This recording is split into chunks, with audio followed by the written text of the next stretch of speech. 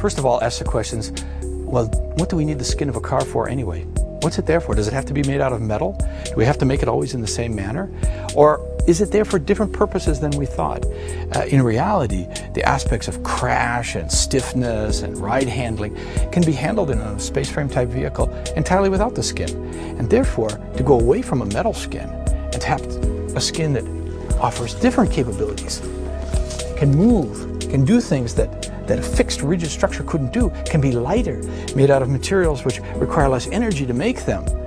That's something that the Gina Light model brings as a question. Gina is an acronym, a set of letters that stand for geometry, shapes, and function, how things work, in N as a way of saying infinite number, of adaptations, meaning there's a lot of change possible.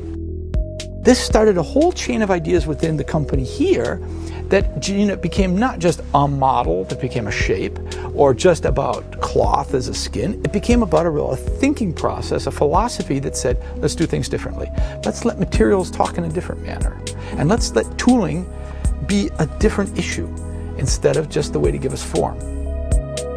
Well, one nice thing about Gina is the materials kind of lead the way. It doesn't take very much and you get an idea exactly what this car is going to be like.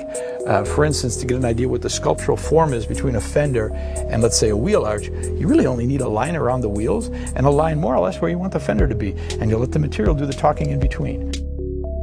And then, just like you would if you were getting a suit made, you made the first mock-up, you made the first forms and patterns, you sewed it up, you tried it out, made another one a little bit closer, and when you finally got the final one, zip, you put it on. It takes about 2 hours to put the skin on this car.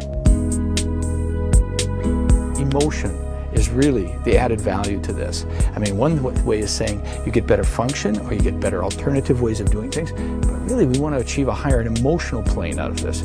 And then finally, and I think this is to me one of the most importantly, and that is the level of humanistic content that we can bring with Gina in. Gina should be about the human in the loop, the human way of doing things.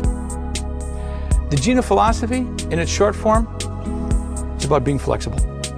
Thinking flexible, acting flexible, context over dogma. That's it.